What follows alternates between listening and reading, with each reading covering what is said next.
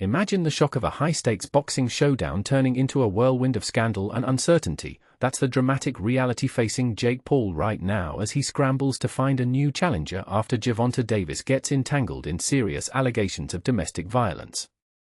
But here's where it gets controversial. How should the sports world handle stars accused of offering misconduct, and could this actually make Paul's event even more talked about? In a twist that has boxing fans on edge, YouTube sensation and aspiring boxing mogul Jake Paul is reportedly scouting for an alternative opponent following the latest bombshell accusations against Gervonta Davis, the reigning world lightweight champion. Davis, who was set to clash with Paul in an unconventional 195-pound exhibition bout on November 14, now finds his participation hanging by a thread due to a fresh lawsuit claiming he assaulted a woman at a Miami strip club earlier this week.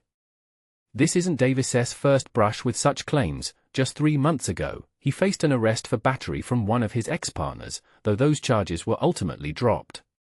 To break this down for newcomers to the boxing scene, an exhibition fight isn't your typical championship match. It's more like a flashy, non-title event designed to boost profiles and excitement, often attracting huge crowds and media buzz without the pressure of official rankings. Paul's company, Most Valuable Promotions, MVP, is taking this seriously, and according to boxing insider Chris Mannix from Sports Illustrated, they're aiming to reschedule for December if needed.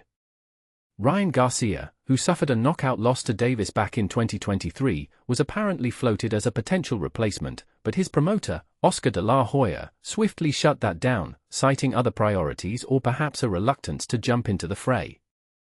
The lawsuit, filed by Courtney Rossel, another of Davis's former girlfriends, paints a harrowing picture of repeated abuse during their 5-month relationship.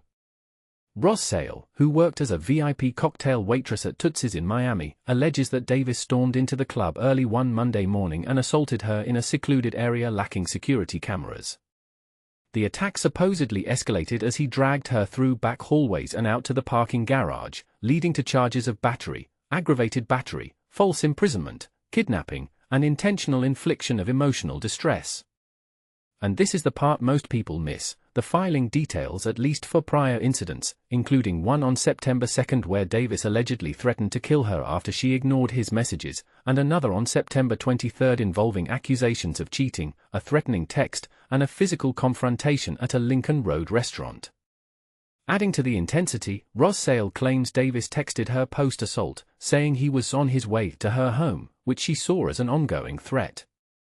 Her attorney, Jeffrey Chukwuma, confirmed a police report was filed with the Miami Gardens Police Department, though authorities haven't commented yet. Now, Rossel is seeking therapy for PTSD and anxiety, living with others for safety, and pursuing compensatory and punitive damages through a jury trial.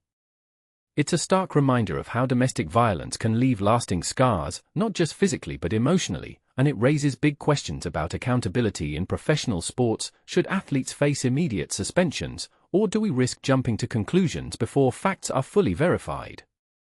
MVP issued a thoughtful statement on Saturday, emphasizing their commitment to investigating the civil lawsuit filed on October 30, 2025, in Miami-Dade County. "We unequivocally condemn any form of violence," they declared, pledging diligence and respect while gathering info. They're not ruling out options like former heavyweight champ Anthony Joshua or Terence Crawford, who just cemented his undisputed super middleweight title by beating Canelo Alvarez in a blockbuster fight. Crawford's recent victory could bring massive star power to Paul's event, potentially turning a crisis into a spectacle if the allegations against Davis hold up. Davis's promoters at Premier Boxing Champions and his last known attorney have remained silent when contacted by the Daily Mail, leaving a cloud of uncertainty. This situation sparks heated debate. Is it fair to cancel fights based on accusations alone, potentially ruining careers, or does prioritizing safety trump everything? What do you think? Should sports leagues enforce stricter off-field rules, or are these private matters best left to the courts? Share your views in the comments. I'd love to hear if you agree with Paul's proactive approach or see this as a slippery slope toward overreach. Some might argue it's a chance for the boxing world to evolve, while others worry about sensationalism overshadowing the sport itself. Let's discuss.